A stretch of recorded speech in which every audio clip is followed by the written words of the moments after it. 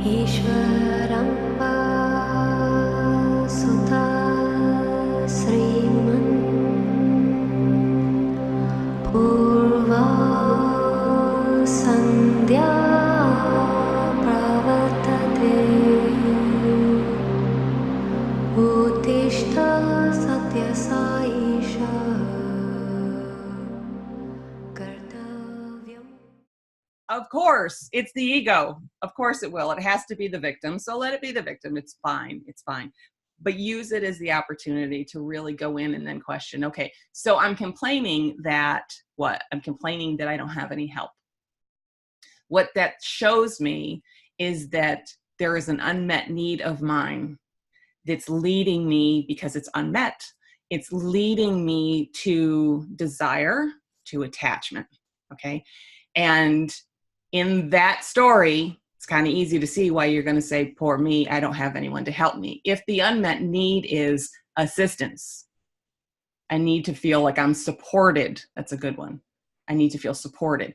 If I don't feel supported, then what does it create? It creates a desire for support, right?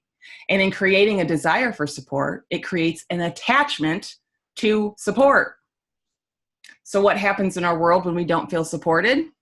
We look around and find all the reasons why we aren't supported. And now we hold this position, and this position is very polarized. I'm the only one who supports me. Nobody supports me. Why is it always me? Why am I always left alone to deal with everything on my own? How come nobody else is capable of doing what I do? Sound familiar? Chanda, not at all. Right? Right. Yeah. And of course, this is the way it's going to play out. So use it.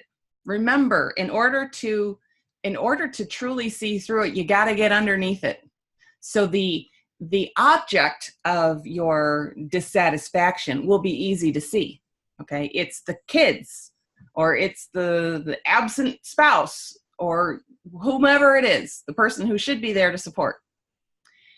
That's easy. What's not easy is to turn it back around here and go, okay, so what is it that the unconscious me is clamoring to get attention for? Because that's what's happening. It's screaming, help me, help me. And now it's my job to find it. Okay, so what's going on here? Why am I so angry? And you're like, because I feel alone.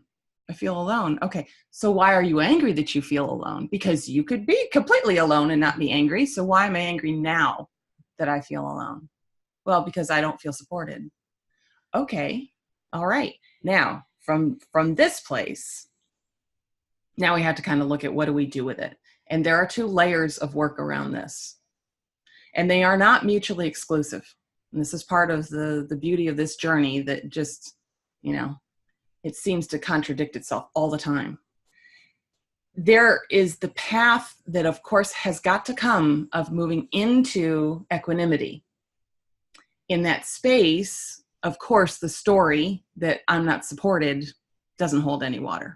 Because if you truly are existing in the state of equanimity, whether you have support or not is not going to sway you outside of your center, okay, or your sense of balance.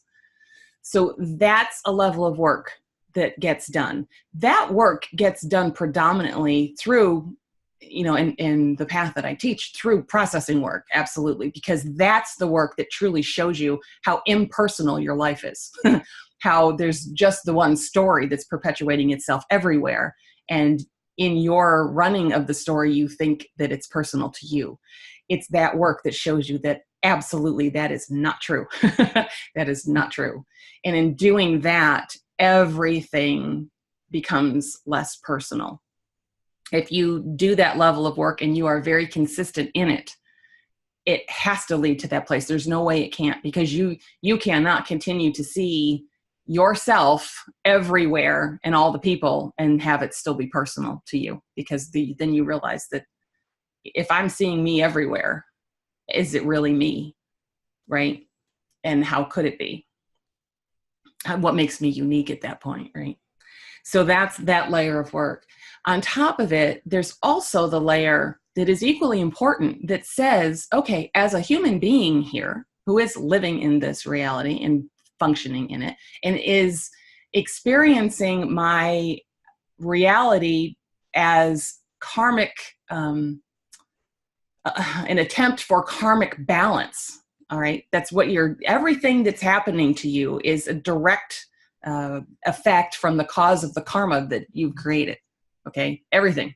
So you have the opportunity to use this stuff that's happening to you in your life to help you balance the karma that you've created on your own. All on your own. So you got to take responsibility for that and not feel victimized by it. It's not punishment. It's just universal law, right? You created it, so now you got to balance it out. That's fine. Take it to banking. You've got a checking account, and at a certain point, if you overdraw your account and you're in the red, what do you have to do? You got to put money back in. You've got to balance it out, right? No different. So it's the same thing. So on that side of it, you can be someone who is recognizing, wow, like I really do have a need for support. I really do. Like I really feel like I need to feel supported. At a certain point, it's no longer about just holding a space of equanimity, because what happens is that in itself can become a trap. When we can get to the place where we can hold our center and we can use our spiritual understanding to justify us not taking action and doing something that would create a shift for us, we're using it for the wrong purpose, right?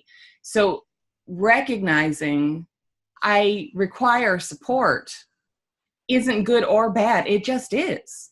And then at that point, it's part of your walk toward greater mastery to then take action in your own world to do what is necessary to garner the support that you need.